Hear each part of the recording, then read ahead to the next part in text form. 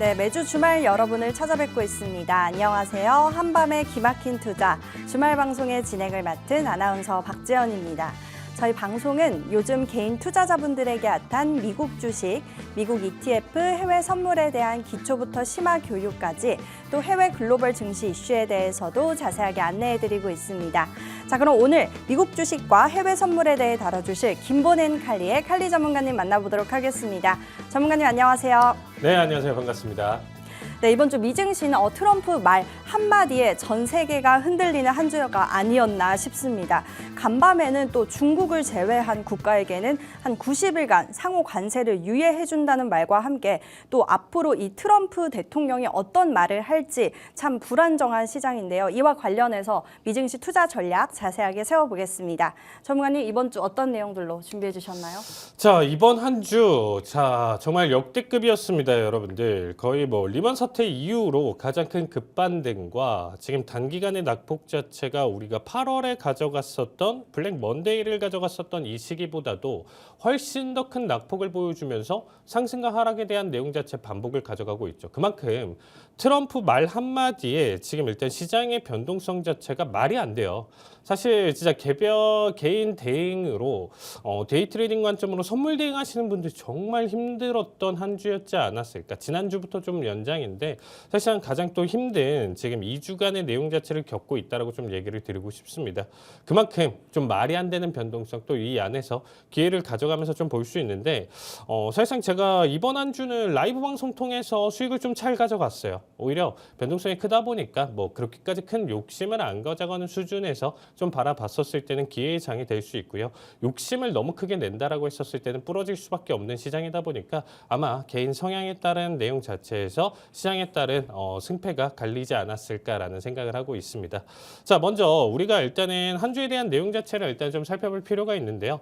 자, 일단 M7들 같은 경우 그리고 이제 섹터 기준으로 본다라고 하면 전반적으로 하락을 크게 보여줬었는데 단기적인 반등이나 내용 자체로 좀 살아남은 기업들이 있죠. 일단은 엔비디아라든지 브로드컴이라든지 마이크로소프트, 아마존, 구글, 메타 이런 기업들 같은 경우는 M7들 기준에서도 그래도 이전에 지금 우리가 트럼프의 관세에 대한 언급으로 인해서 급반등으로 한 주간 그래도 낙폭을 가져갔었던 내용 대비 급반등으로 일단 좀 살아났습니다. 그 외적으로 본다라고 하면 애플이랑 테슬라 앞에서 워낙 큰 낙폭을 보여줬다 보니까 반등 역시 크게 나와줬음에도 불구하고 현재까지 한 주 기준으로 마이너스를 기록하고 있는 모습이에요. 자, 일단 섹터 전반적으로 또 오늘 또 기록적으로 하락폭을 또 보여주고 있고요. 거기서 또 에너지가 또 이렇게 11%나 하락을 또 보여주는 또 경이로운 한 주가 됐습니다. 정말 좀 말이 안 되는 수준으로 오일 가격도 지금 지속적인 낙폭 내용 자체 계속적으로 좀 가져가다 보니까 여기서 11%라는 우리가 좀 최근 들어서 일단 좀 보기 힘든 수준의 섹터 기준에 지금 일단 강한 매도세가 나와줬고요. 그 외적으로 본다라고 하면 6%, 4%대 전반적으로 일단 큰 하락폭을 가져갔었던 한 주였다고 보시면 좋을 것 같습니다. 자, 일단은 나스닥을 우리가 좀 생각해 봤었을 때 과연 그러면 이번 반등 자체가 지금 다시금 트리거 삼아서 시장을 계속적으로 상승으로 이끌 수 있는지 없는지가 굉장히 좀 중요한 포인트잖아요. 그 부분 오늘 준비했으니까 많은 시청 부탁드리도록 하겠습니다. 네, 이번 주 정말 힘든 한 주였던 것 같습니다. 이번 주에도 우리 칼리 전문가님은 높은 상승률 보여주셨는데요. 전문가님과 함께 자세한 투자 전략, 가격 전략 세워보고 싶다 하시는 분들은 하단의 팍스 통신망으로 들어와 주시면 되겠습니다. 자, 그럼 이제 이번 주 글로벌 증시 이슈 정다영 캐스터 통해서 알아봅니다.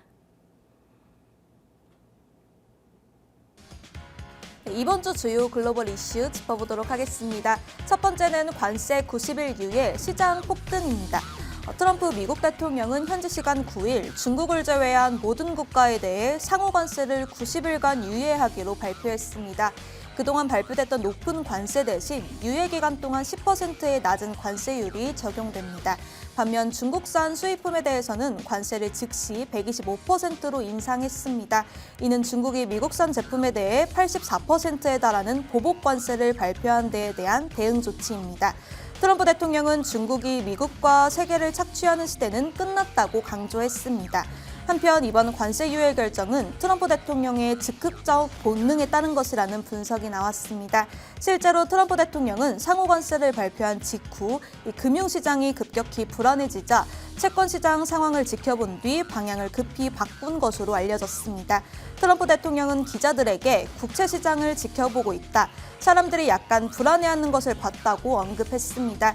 특히 미국채 10년물 금리가 4.5%, 30년물 금리가 5% 가까이 급등하면서 미국 국채의 전통적인 안전자산 지위에도 균열 조짐이 나타났습니다. 이 같은 움직임이 트럼프 대통령에게 심각한 부담이 됐던 것으로 보고 있습니다. 국채 금리가 급등하면 이 정부의 차입 비용이 증가하고 이는 내년 중간 선거를 준비 중인 트럼프 대통령에게도 상당한 정치적 리스크가 될 수 있기 때문입니다. 한편 이번 관세 유예 조치는 자동차 등 품목별 관세에는 적용되지 않으며 캐나다와 멕시코를 포함한 대부분 국가들이 유예 대상이 됩니다. 향후 90일간 미국은 이들 국가와 관세와 무역 문제를 협상할 계획입니다. 마지막으로 관세 유예 발표 직후 뉴욕 증시는 급반등했습니다. S&P 500 지수는 불과 몇 분 만에 7% 넘게 급등하며 시장이 즉각 반응했습니다. 관련해서 왜 갑자기 트럼프가 방향을 선회했는지에 대한 배경은 칼리 전문가님과 자세히 얘기 나눠보도록 하겠습니다. 두 번째는 중국만 남았다. G2의 자존심 싸움 언제까지입니다. 앞에서 말씀드렸다시피 트럼프 대통령은 현지 시간 9일 중국에 대해 125%의 고율 관세를 부과한다고 발표했습니다. 이에 대해 중국은 강력한 경고와 함께 끝까지 싸우겠다는 입장을 재확인했습니다. 20일 중국 상무부는 공식 브리핑에서 중국은 대화를 원하지만 존중과 평등이 전제되어야 한다며 이 싸움을 원한다면 끝까지 싸울 준비가 되어 있다고 강조했습니다. 특히 중국은 2018년 미중 무역 전쟁 이후 이 미국 의존도를 줄이고 강력한 제조업과 거대한 내수 시장을 기반으로 대응력을 강화해 왔습니다. 하지만 중국 경제에도 부담은 존재합니다. 골드만삭스는 미중 무역 갈등 장기화로 인해 이 중국의 올해 경제 성장률 전망치를 기존 4.5%에서 4%로 하향 조정했습니다. 이에 대해 중국 총리는 외부 충격에 대응하기 위해 추가 경기 부양책이 필요하다고 밝히면서 이 경제 안정화가 곧 이뤄질 것이라는 뜻을 내비쳤습니다. 향후 미중 간 긴장과 협상 가능성 모두 열려 있는 가운데 이번 무역 갈등이 이 세계 경제에 어떤 파장을 미칠지 주목되는데요. 자세한 부분은 칼리 전문가님과 얘기 나눠보도록 하겠습니다. 세 번째는 크게 하락한 소비자 물가지수 스태그 공포 지우나입니다. 이 미국 노동부가 3월 소비자 물가지수 CPI를 발표했습니다. 이 전체 물가는 전달 대비 0.1% 하락했습니다. 지난 2월 0.2% 상승에 이어 예상보다 약한 결과로 2020년 이후 처음으로 마이너스 변동을 기록했습니다. 물가 상승 압력이 한층 더 완화되었다는 평가가 나오고 있습니다. 먼저 에너지 가격이 2.4% 급락했습니다. 특히 휘발유 가격은 6.3%나 하락하면서 이 전체 물가를 끌어내렸습니다. 반면 전기요금과 천연가스 요금은 상승했습니다. 식료품 가격은 전달 대비 0.4% 올랐습니다. 반면 신선한 과일과 채소 가격은 0.5% 하락해 대조를 보였습니다. 변동성이 큰 식품과 에너지를 제외한 근원 물가는 0.1% 상승했는데요. 이 전달인 2월에는 0.2% 올랐기 때문에 상승세가 다시 둔화됐습니다. 항목별로는 개인 관리용품, 의료 서비스, 교육비, 신차 가격이 올랐는데요. 반면 항공료는 5.3% 급락하며 이 자동차 보험료와 오락 비용도 하락했습니다. 12월 누적으로 보면 전체 물가는 2.4% 상승했습니다. 전달보다 2.8% 둔화된 수치로 2021년 이후 가장 낮은 상승률입니다. 이 근원 물가 역시 2.8% 상승해 지난달 3.2% 상승보다 둔화되었으며 2021년 3월 이후 가장 작은 오름폭을 기록했습니다. 에너지 부문을 보면 1년 동안 휘발유 가격은 9.8% 하락했고 이 전기요금은 2.8% 상승, 천연가스 가격은 9.4% 상승했습니다. 이번 결과는 연준이 금리 인하 시기를 조정하는 데 중요한 참고 자료가 될 것으로 보이는데요. 자세한 내용은 칼리 전문가님과 뒤에서 알아보도록 하겠습니다. 마지막으로 실적 시즌 개막, 주목할 만한 기업은입니다. 먼저 델타 항공입니다. 먼저 델타 항공은 1분기 실적 발표에서 시장 예상치를 웃도는 성과를 기록했습니다. EPS는 46센트, 매출은 140억 달러로 모두 시장 전망치를 상회했는데요. 이 델타는 여름 성수기 수요를 기대하면서 추가 반등을 노리고 있습니다. 다음은 월그린 부츠 얼라이언스입니다. 이 미국 최대 약국체인 월그린은 2분기 실적에서 주당 63센트의 이익과 386억 달러의 매출을 기록하면서 시장 예상치를 모두 웃돌았습니다. 회사는 해외 시장 성장이 실적 개선을 이끌었다고 분석했습니다. 마지막으로 주류 업체 컨스텔레이션 브랜드 소식입니다. 이 컨스텔레이션은 기대 이상의 분기 실적을 발표했습니다. 지난 분기 조정 EPS는 예상치를 웃돌았고 이 매출은 시장 기대치를 소폭 상회했습니다. 그러나 맥주 판매 둔화 우려로 이 향후 매출 성장률을 기존 68%에서 24%로 낮췄고 2026년 예상 주당 순이익도 시장 기대치보다 낮게 제시했습니다. 자세한 얘기는 뒤에서 칼리 전문가님과 알아보도록 하겠습니다.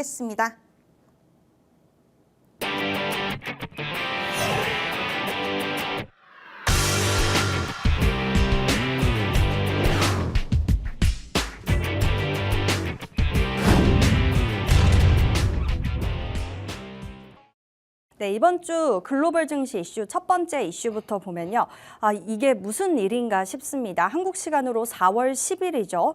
트럼프 대통령이 중국을 제외한 모든 국가의 관세를 90일간 유예하기로 결정을 했습니다. 이 소식에 지수가 한 번에 10%가 뛰어버리는 현상이 나타났는데요. 4월 9일에 있었던 이 가짜 뉴스 소식이 결국 진짜로 나타나면서 시장이 폭등을 했습니다.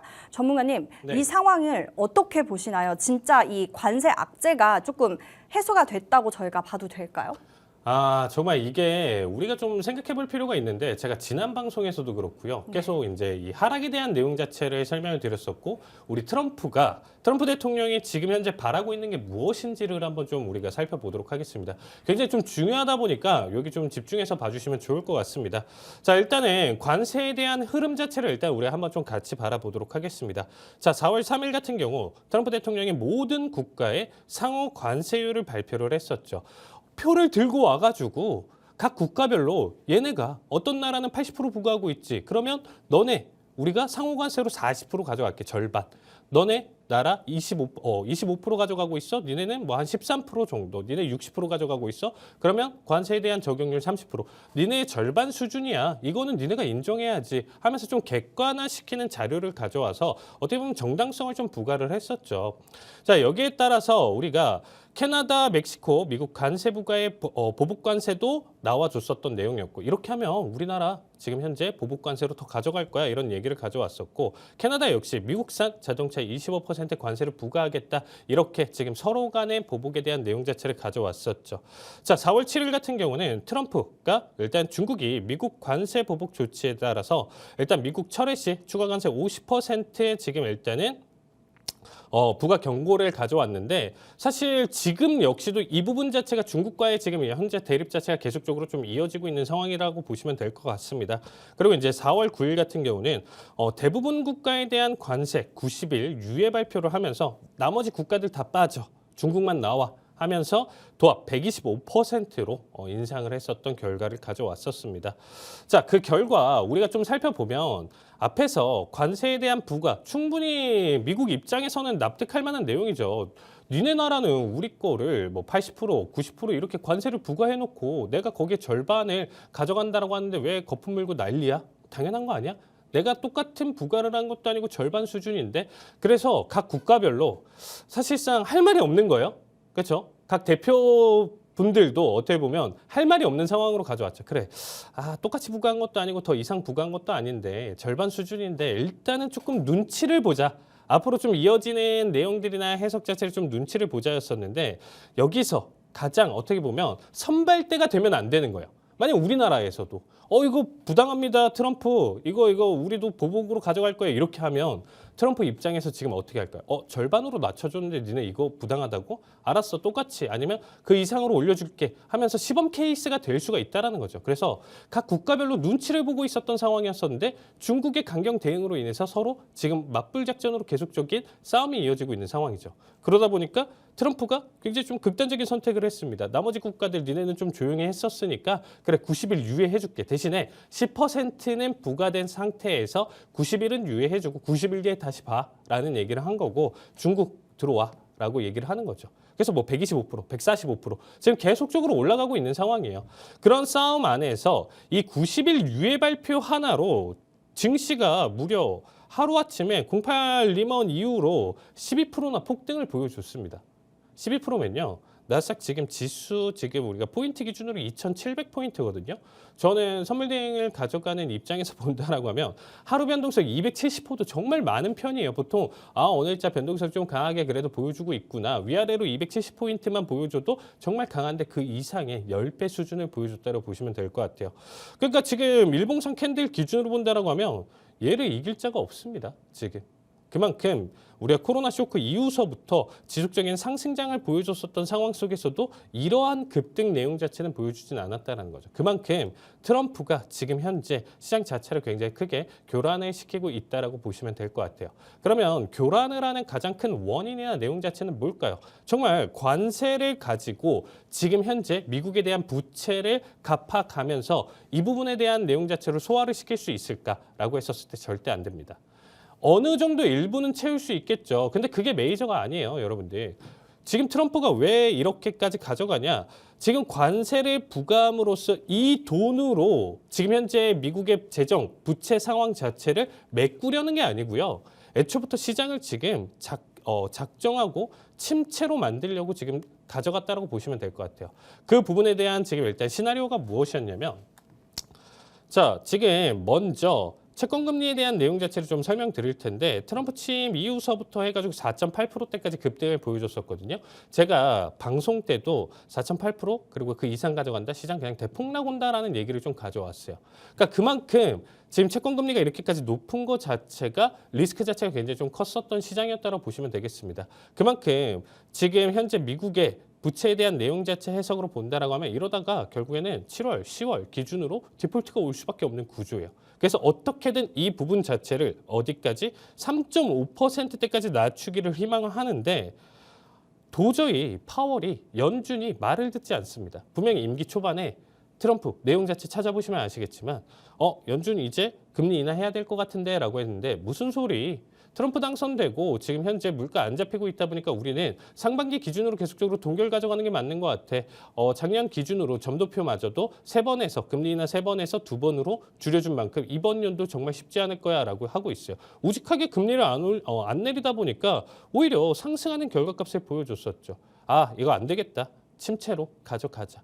그래서 지금 관세를 어떻게 보면 무기로 삼아서 지금 의도적인 침체를 가져가면서 이러다가 주식시장 자체가 지금 폭락이 온다라고 하면 나머지 시장에서 안전자산 쪽으로 사람들이 자본 자체가 크게 쏠릴 것이고 채권 쪽으로 그만큼 메리트가 올라간다라는 것은 채권의 가격이 상승을 하고요. 채권의 금리가 떨어집니다. 그러면 이 내용 자체를 받았을 때 트럼프 미국 자체 기준으로 미국 정부 기준으로 본다라고 했었을 때 금리가 낮아지는 효과를 가져가죠. 거기에 따라서 침체까지 가져간다. 스태그플레이션, 침체 우려 계속적으로 있는 상황이다 보니까 연준은 어쩔 수 없이 금리 인하를 선택할 수밖에 없는 거고요. 거기에 따라서 원하는 수준까지 떨어진다라고 하면 원하는 지금 현재 부채 수준에서 지금 금리 수준에서 부채에 대한 지금 어떻게 보면 유예와 더불어서 여기서 채권 발행을 통해서 어떻게 보면 이자에 대한 부담 자체를 줄이려고 했었던 겁니다.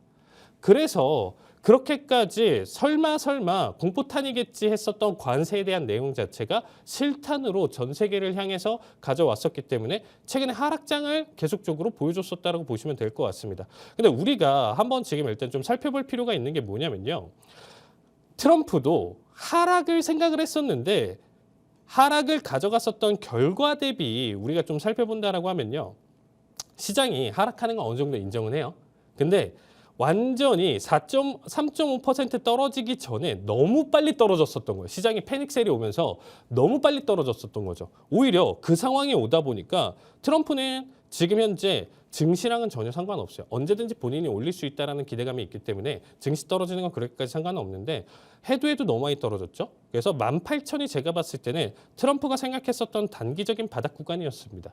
근데 18,000을 이탈하면서 넘겼었던 이 구간대가 되려 채권금리, 지금 같은 시기에서 화면을 보시면 아시겠지만 여기 기준에서 바닥 구간에서 되려 채권금리가 5% 급반등을 보여주면서 이번 주 4월 8일 화요일 기준으로 본다라고 하면 되려 추세 자체를 돌리면서 채권 금리가 4.2%, 4.3%, 4.5%대까지 급등을 보여주고 있습니다. 그래서 어떤 생각을 했냐? 이거 NG라고 생각한 거예요.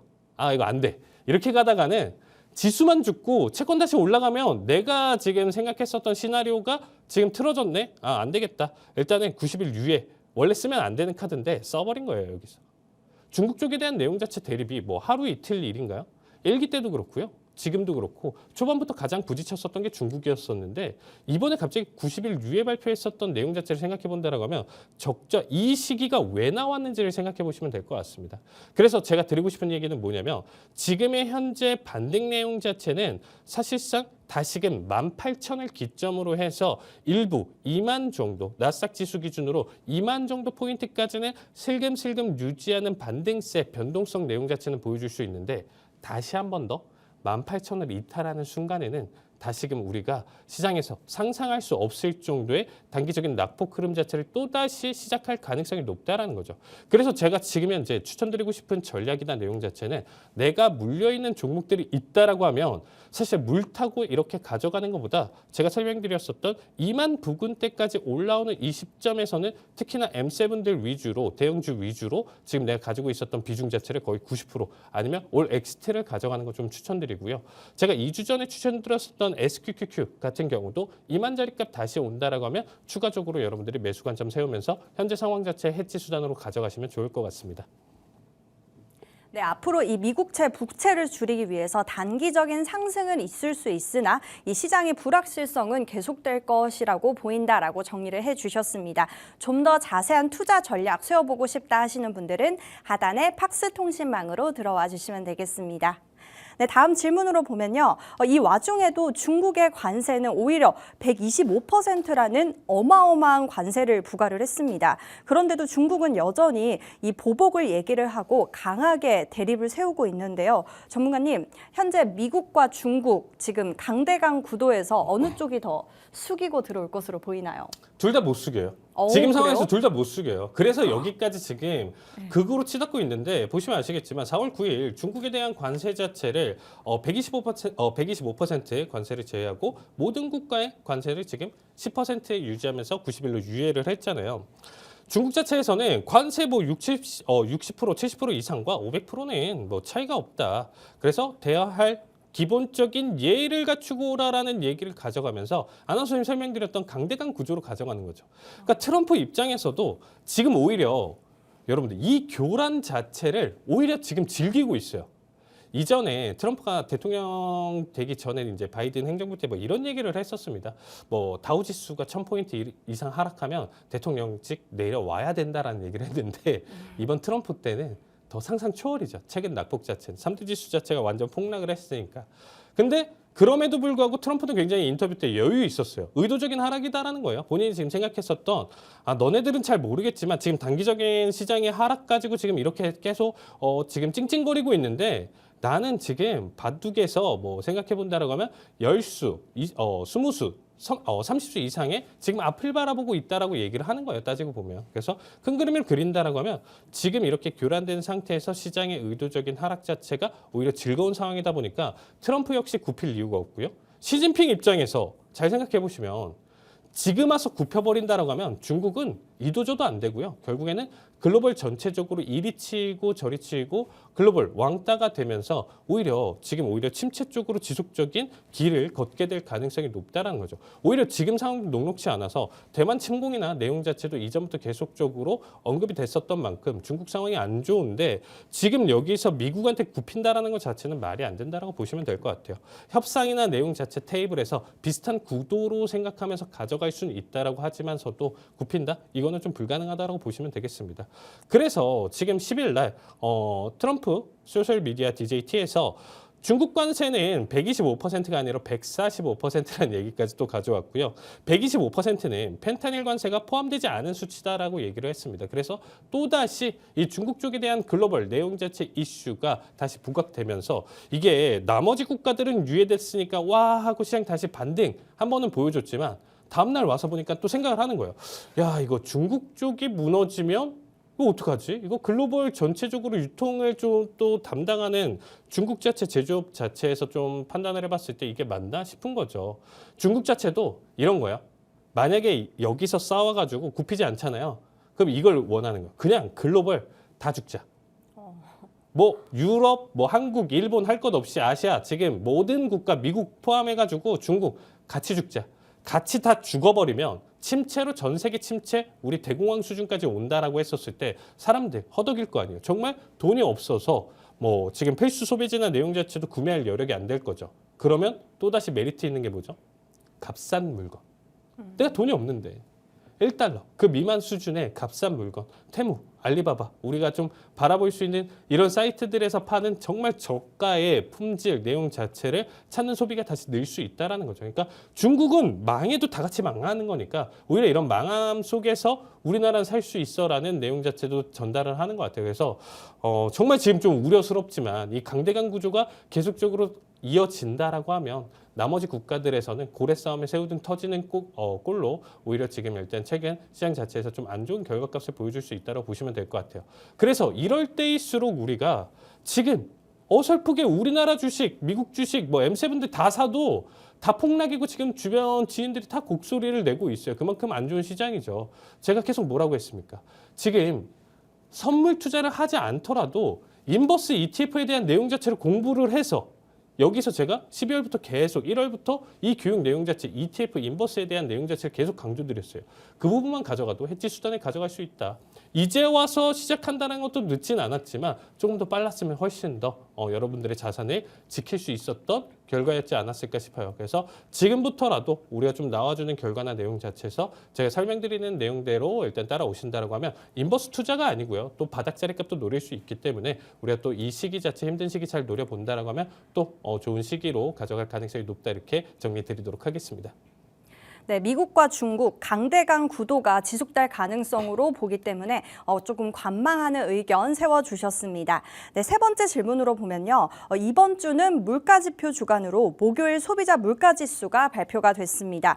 헤드라인 소비자 물가지수가 0.1%로 하락하는 이 근래 없었던 수치가 지금 나타났는데요. 그럼에도 지수는 오히려 당일 이 하락세로 방향을 잡았습니다. 전문가님, 이 네. 이유가 뭘까요? 관세 여파 때문일까요? 네, 그렇죠. 지금 일단은 물가는 원래 CPI라는 것 자체가 지금 원래 한 달 기준으로 가장 중요한 지표였고요. 방향성 자체를 밀던가 엄청난 큰 상승 흐름 자체를 가져갈 수 있는 지표인데 지금 일단은 CPI 데이터를 본다라고 하면 얘기하신 것처럼 근래에 없었던 오히려 하락을 가져가면서 시장에서 와 하고 환호를 보여줄 수 있는 내용이었어요.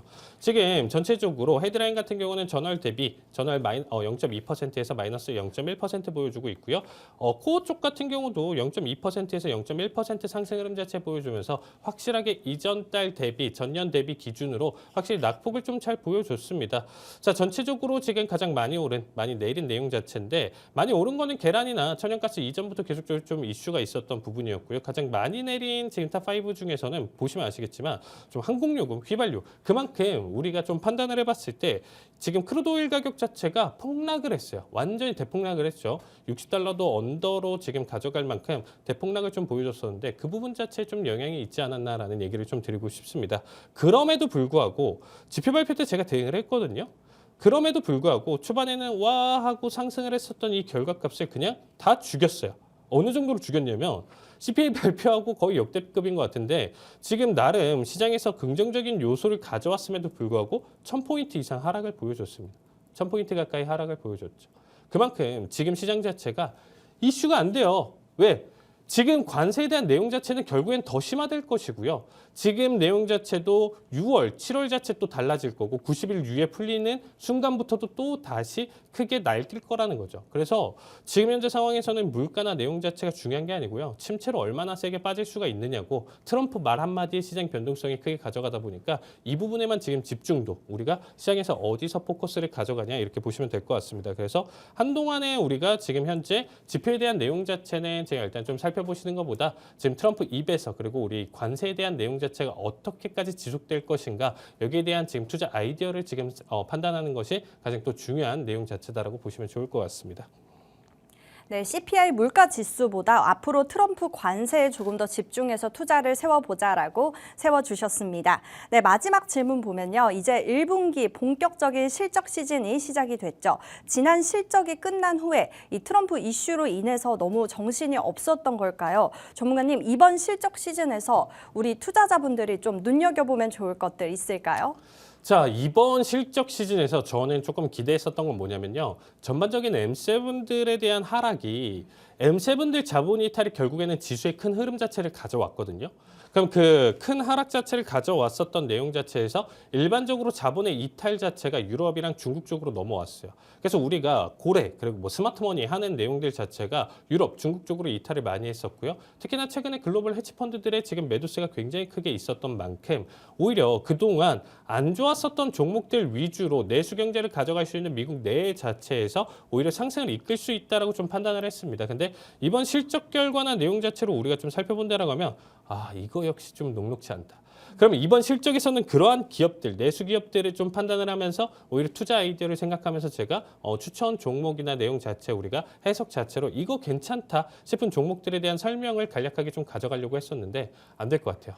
지금 현재 그냥 계속적으로 관망하는 게 조금 더 맞지 않을까 싶어요. 급등했었던 결과값을 그대로 잡아먹는 수준이에요. 지금 델타항공 같은 경우도 보시면 아시겠지만 실적 발표 이후에 23%나 급등을 보여줬었는데 그 다음날 11% 빠졌거든요. 그러니까 우리가 바닥을 노리고 타이밍을 보는 건 운이 좋은 거고요. 어느 정도 이상의 상승에서 올라타기 때문에 오히려 지금 4월 9일 날 매수를 봤었던 사람들 기준으로 본다라고 하면 지금 현재 값 자체가 마이너스를 기록할 가능성이 높다라는 거예요.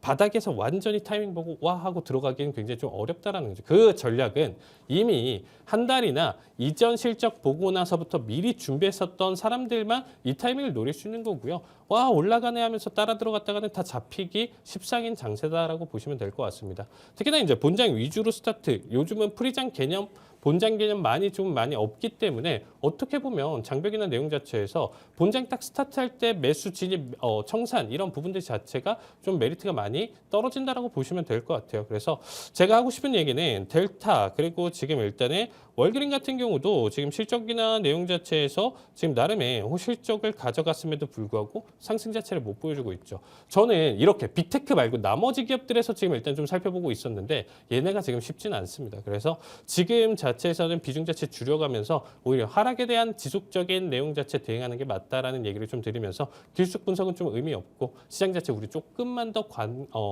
가져가면서 관망하면서 지켜보는 거 추천드리도록 하겠습니다. 네, 현재 워낙 변동성이 큰 시장이기 때문에 실적보다는 조금 비중을 줄이는 전략을 세워보자라고 말씀해 주셨습니다. 네, 이어서 이번 시간은요. 해외 주식에 관심은 많은데 너무 어려워서 접근을 못하셨거나 아니면 입문은 했는데 너무 어렵다고 느끼는 우리 시청자분들을 위한 해외 주식 기초 5분 완성 시간입니다. 자, 그럼 바로 이번 주에는 어떤 주제로 들고 오셨는지 확인해 볼게요. 네, 일단 또 다시금 등장할 수밖에 없는 지금 밈주식이 한 번 더 날뛰지 않을까라는 생각으로 일단 좀 가져왔습니다.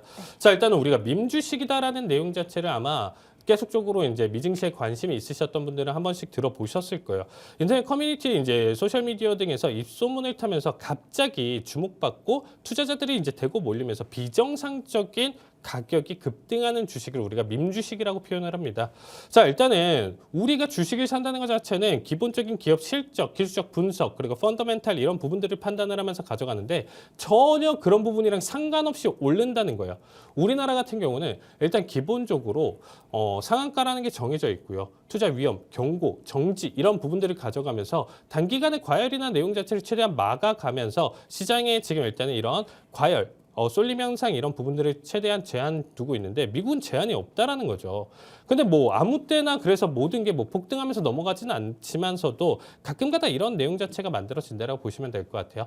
자, 빠르게 설명드리면 대표적으로 우리가 게임스탑 사태가 있었다라고 보시면 될 것 같습니다. 자, 19년도 8월 전 추이 CEO 라이언 코헨이 게임스탑 주식을 매입을 시작하면서 게임스탑 자체는 이제는 온라인 시장으로 전환을 해야 된다. 우리가 어렸을 때 뭐 가지고 놀던 팩 끼고 이렇게 가져가는 그런 게임들 같은 경우가 당연히 향수나 내용 자체는 불러일으키지만 현 시대에서 놓고 본다라고 하면 굉장히 좀 뒤처지는 유물 이라고 또 표현할 수가 있겠죠.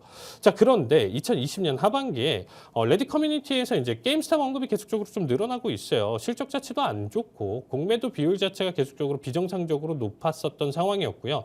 거기에 따라서 사실 일부 헤지펀드 중에 이제 한 명이 나타났었죠. 이때 어차피 니네 개인들 개미들 헤지펀드들이 못 이기잖아. 공매도 세력 못 이기잖아. 그래서 게임스탑 들어오지 마. 니네 진짜 다 죽을 수도 있어 라고 했는데 거기서 열이 받았었던 거야.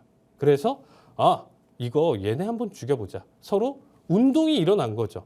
그래서 팔지 않고 계속 주식 보유를 하면서 주가의 급등을 가져가다 보니까 공매도 세력들은 여기서 완전히 미치는 거죠. 그래서 쇼스키즈, 공매도 강제 청산에 대한 아이디어를 공유를 하면서 여기서부터 어마무시한 급등이 단기간에 나와줬었습니다. 그래서 어느 정도였었냐면 지금 우리가 게임스탑 주가를 지금 보시면 아시겠지만 이게 상상할 수 없는 정도의 단기 급등을 보여줬었거든요. 아나운서님 보셨나요? 이때 게임스탑 사태 때?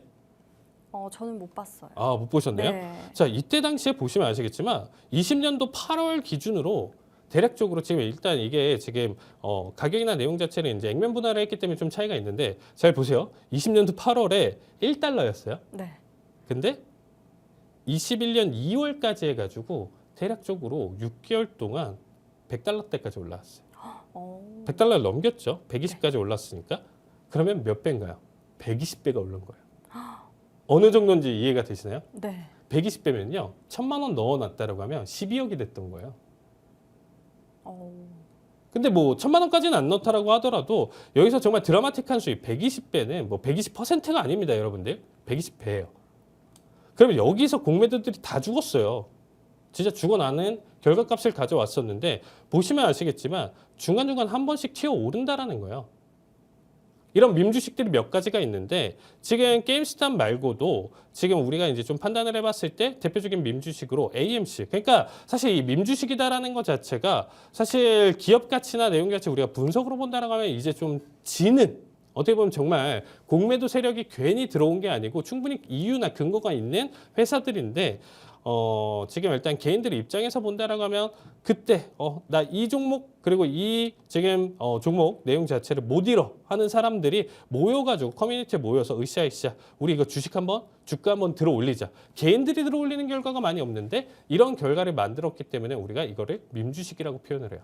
근데 이럴 때가 어떨 때냐? 굉장히 지금 시장 분위기나 내용 자체가 힘든 상황에서 보통 나와준다라고 보시면 되겠습니다. 그래서 지금 이렇게 AMC, 게임스탑과 같이 밈주식이 한 번 더 우리가 지금 출연할 시기가 됐다라고 보시면 될 것 같고요. 여기서 하루에 50%, 70% 이상 급등하는 결과값에서 내용 자체에서는 정말 궁금하시다라고 하면 단기적으로 우리가 정말 적은 금액으로 소액으로 한번 투자해볼 만한 종목들 같은 경우 나왔을 때 제가 일단 커뮤니티에서 제가 계속적으로 공개해 드릴 테니까 QR로 많은 참여 부탁드리도록 하겠습니다. 네, 오늘은 밈주식 교육 진행해 주셨습니다. 좀 더 구체적인 교육 설명 필요하신 분들은 하단의 팍스 통신망으로 들어와 주시면 되겠습니다. 네, 그럼 이제 다음 주 글로벌 증시 이슈 정다영 캐스터 통해서 알아봅니다. 네, 다음 주 주요 글로벌 이슈 짚어보도록 하겠습니다. 첫 번째로 미국 주요 지표 일정 살펴보도록 할 텐데요. 먼저 4월 15일 월요일입니다. 이 미국에서 오펙 석유 시장 보고서가 발표되고 이 밤늦게 미국 소비자 인플레이션 기대지수도 공개됩니다. 인플레이션 기대치는 연준의 향후 금리 방향에 대한 시장의 기대를 조정할 수 있어 주목해보면 좋을 것 같습니다. 이어서 4월 16일 화요일에는 영국의 실업률과 평균 소득 지표, 그리고 독일과 프랑스의 CPI가 발표됩니다. 특히 독일 경기 기대지수도 나와 유럽 경기 전망에 대한 힌트를 줄 것으로 보입니다. 같은 날 밤에는 미국의 수출입 물가지수와 뉴욕 엠스파이어 스테이트 제조업 지수도 발표될 예정입니다. 이 제조업 지수는 미국 경기 모멘텀을 평가하는 주요 선행 지표로 시장 반응이 빠르게 나타날 수 있습니다. 다음으로 4월 17일 수요일에는 중국의 주요 경제 지표가 대거 몰려 있습니다. 이 오전에는 중국 1분기 GDP 성장률, 산업 생산, 소매 판매, 그리고 실업률이 발표됩니다. 특히 이번 중국 GDP는 최근 미중 무역 전쟁 격화 속에서 이 소비와 투자자가 얼마나 버텼는지 보여줄 핵심 자료가 될 것으로 보입니다.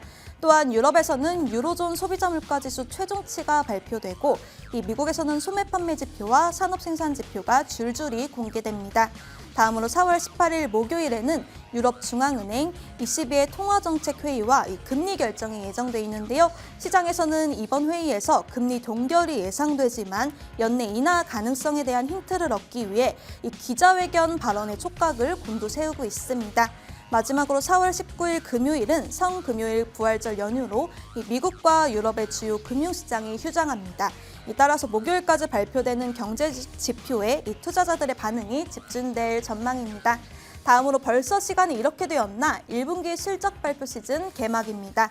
먼저 4월 15일 월요일인데요. 이 월요일에는 미국 대형 투자은행 골드만삭스가 실적을 발표합니다. 이 골드만삭스는 이 결과에 따라서 금융주 전반의 투자 심리가 결정될 수 있습니다. 다음으로 4월 16일 화요일에는 빅 이벤트가 이어지는데요. 뱅크 오브 아메리카와 시티그룹 등 이 미국 대형 은행들이 줄줄이 실적을 공개합니다. 또한 글로벌 헬스케어 기업 존슨앤존슨도 이날 실적을 발표하는데요. 이 의료 부문에 대한 투자 심리를 가늠할 수 있는 중요한 지표가 될 전망입니다. 다음은 4월 17일 수요일입니다. 이 반도체 장비 업체 ASML의 실적 발표가 예정되어 있는데요. 이 ASML은 전 세계 반도체 공급망의 핵심 기업이기 때문에 이 시장이 주목하는 주요 이벤트입니다. 다음으로 4월 18일 목요일에는 TSMC가 실적을 공개하는데요. 특히 최근 반도체 업황 전망이 흔들리고 있는 만큼 이 TSMC의 실적이 가이던스의 전 세계 투자자들의 이목이 집중되고 있습니다.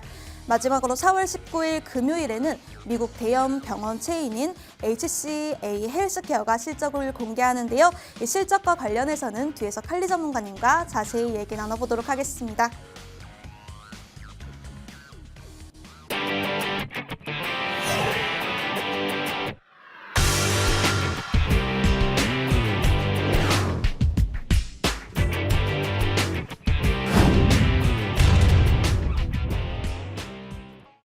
네, 다음 주 증시 이슈 첫 번째 질문부터 보면요. 최근 들어서 주요 지표가 크게 변한 느낌이죠. 과거에는 이 물가 지표와 고용 지표 그리고 FOMC 관련 지표만 참고해도 큰 무리가 없었는데 이 최근에는 미시간대, S&P, ISM 지수 등 시장의 영향력이 상당히 커진 지표들이 많습니다. 우리 전문가님, 다음 주는 어떤 지표를 저희가 좀 중점적으로 봐야 할까요? 사실상 지금 현재 제가 좀 얘기 드리고 싶은 게 뭐냐면 앞에서 좀 설명드렸었지만 이제 연준이 금리를 인하를 할 것이냐 안 할 것이냐 이 기대감을 가지고 지표 해석이 들어가는 거랑요. 네. 그게 없는 상태에서 지표 해석은 그냥 객관적으로 보는 거예요, 여러분들. 기대 지수, 심리 지수 내용들, ISM 제조업, 비제조업 이런 부분들이 나왔을 때 여러분들 어떻게 보시냐면요. 지금은 연준이 그냥 동결이에요. 근데 이게 만약에 파월이나 지금 일단은 연준 입장에서 이 내용 자체를 뒤집기 전까지 지표를 보셨을 때 그냥 다 똑같습니다. 그냥 지금 우리가 금리 인하를 할 것이다, 동결을 할 것이다 이 가능성으로 넘어간다라고 하면 거기에서 시장이 집중되면서 원래 지표 해석에 반대 해석이 나와주거든요.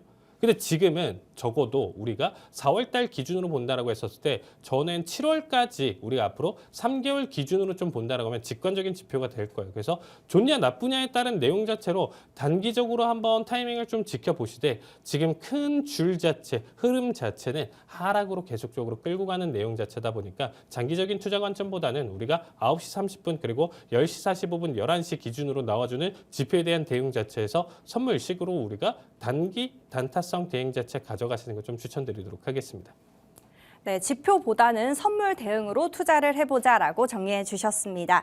네, 두 번째 질문 보면요. 본격적인 실적 시즌에 돌입을 했습니다. 이 금융주를 시작으로 반도체 대장 기업들인 TSMC와 ASML 등 굵직한 기업들의 실적 발표를 기다리고 있습니다. 기업들 현 주가 상황을 전문가님 점검 부탁드려요. 자, 일단 TSMC랑 지금 TSMC 본다라고 하면요. 이미 주요 라인대 자체를 깨지면서 지속적인 하락폭을 보여주고 있거든요. 그래서 단기 낙폭이나 내용 자체로 우리가 해석을 보는 게 아니고요. 큰 줄 자체가 계속 하락이다 보니까 실적에 대한 기대감으로 단기 급등을 보여주기가 굉장히 좀 어렵다라고 보시면 될 것 같아요. ASML 같은 경우도 지금 깨졌죠. 주요 라인대 깨지고 넘어왔기 때문에 여기 역시도 하락에 대한 내용 자체로 다시 한번 하락 큰 흐름 자체를 보여준다라고 하면 이 라인대를 채널 라인대로 그리는 게 아니고 급락에 대한 결과값으로 가져갈 수 있다라는 거죠. 그래서 오히려 지금은 우리가 M7들 그리고 거기에 기타 AI, 반도체 이 종목들은 지금 피하자. 제가 얘기 드리고 싶은 게 이거예요. 이 종목들, 대장 종목들 괜찮을 거다, 언젠간 다시 올라가겠지라고 했었던 종목들을 좀 피해 보시고요. 제가 그나마 조금 추천드리고 싶은 내용 자체는 일라이렐리랑 노보노디스크, 오히려 제약 바이오 쪽으로 지금 일단 좀 눈을 돌리시는 게 조금 더 좋지 않을까 싶어요. 얘네 역시도 제가 재작년부터 계속적으로 추천했었던 종목 중에 하나인데, 노보노디스크 같은 경우는 제가 좀 원했었던 단기적인 자리값 내용 자체를 이탈을 보여줬습니다. 그래서 지금 자리값 기준으로 본다라고 하면 충분히 매력적인 가격이고, 여기서부터 계속적으로 매집하시면 돼요. 그냥 얘는 조금 더 떨어져도 매집을 한다라고 보시면 될 것 같고, 앞에서 보셨지만 힘 자체를 키워갈 것이고 M7들 계속적으로 하락폭을 보여준다라고 하더라도 얘 역시 지속적으로 다시금 여기서 추세 돌릴 때는 90달러, 100달러, 120달러 때까지 충분히 지금 급반등을 보여줄 수 있습니다. 그게 바닥이 어디냐에 따라서 달라지기 때문에 정확한 자리값 타이밍은 제가 텔레방에서 공개를 드릴 테니까 이 부분 자체 궁금하신 분들은 많은 참여 부탁드리도록 하겠습니다. 네, 현재는 M7과 또 기타 반도체 대장주들보다는 바이오 관련주 일라이릴리 이쪽으로 바라보면 좋을 것 같다라고 정리해 주셨습니다. 자, 그럼 이제 저희 방송의 마지막 코너입니다. 글로벌 마켓 투자의 하이라이트라고 할 수 있는 해외 선물 기초 교육 완성 시간인데요. 국제 유가, 미국채, 유로화와 달러화, 그리고 천연가스, 골드뿐만이 아니라 나스닥과 S&P 500 지수 선물까지 다양한 상승과 하락에도 우리가 모두 수익을 볼 수 있는 해외 선물인데요. 우리 개인 투자자분들이 많이 어려우셨을 것 같습니다. 오늘은 어떤 주제로 가지고 오셨는지 바로 들어볼게요. 네, 제가 최근에 이제 패턴이나 내용 자체에 대한 집중으로 일단 뭐 피보나치라든지 이런 부분들을 좀 설명드리면서 자리값에 대한 하락 자리값, 정확하게 제가 18,000 자리값도 계속 강조드렸었는데 정확하게 터치를 보여줬죠. 아마 이전 방송 한번 좀 보시면 아시겠지만 나스닥 여기서 하락할 때 얘 18,000은 깨고 넘어올 것이다. 이 내용을 계속 강조드렸는데 정확하게 나왔습니다. 그만큼 지금 현재는 기술적 반등이 다시금 들어올 수 있는 구간이에요. 그래서 여기에 대한 내용 자체는 두 가지 관점이 있는데, 앞에서 고점 대비 하락 기준점에서 본다라고 하면 제가 이전부터 다우지수를 만들었었던 다우가 계속적으로 가져갔었던 내용 자체를 본다라고 하면 38.2% 그리고 50%, 61.8% 대략적으로 62% 이 구간대에 대한 조정 자리값이 온다라고 했었습니다. 지금 현재 어떤 상황이냐면요. 지금 하락에 대한 내용 자체에서 우리가 피보에 대한 내용 자체로 판단해 본다라고 하면 지금 618 아닌 0.5에서 618까지도 지금 다시금 재터치하려는 준비를 가져간다라고 보시면 될 것 같아요. 그래서 상승에 대한 결과값이나 내용 자체는 2만 부근대까지 우리가 라운드 피겨를 가져가는 이 자리값 기준까지 터치를 할 수가 있는데, 이 내용 자체에서 우리가 좀 살펴본다라고 하면 가장 중요한 게 피보나 내용 자체에서 우리가 좀 직관적으로 기술적 분석으로 판단할 수 있는 게 기준봉 매매 관점입니다. 자, 기준봉 매매는 무엇이냐? 추세에 대한 내용 자체를 브레이크를 걸던가 오히려 주요 저점, 고점을 깨면서 넘어가는 의미 있는 장대 양봉이나 음봉을 기준으로 매매를 하는 게 기준봉 매매입니다. 간단하죠. 그러니까 어떤 느낌이냐면 매수세가 막 들어온다 그러면 쫓아 들어가는 거. 아마 국내 주식 하실 때 보신 분들 계실 거예요. 오늘자 급등하는 종목들 10몇 프로 올라가고 15% 올라간다. 이거 따라가면 왠지 상한가 갈 것 같아 하면서 따라가 보신 분들 굉장히 좀 많으실 거예요. 소액으로. 그럼 어쩔 때는 상한가도 가다가 다시 풀리고 떨어질 때도 있는데, 그런 느낌으로 그냥 흐름 따라서 힘 따라서 따라가는 관점이다라고 보시면 되겠습니다. 대신에 항상 기술적 분석은 근거나 의미가 있어야 된다라는 얘기를 좀 가져왔어요. 그래서 우리가 지금 08년도 17년 만에 출현한 12% 장대 양봉은 의미가 있겠죠. 그럼 얘의 의미는 어떻게 부여를 하냐면, 시가와 종가를 더한 다음에 2로 나누면 캔들 몸통 기준으로 중심이 정확하게 나와줍니다. 그럼 이 가격대를 지킨다예요.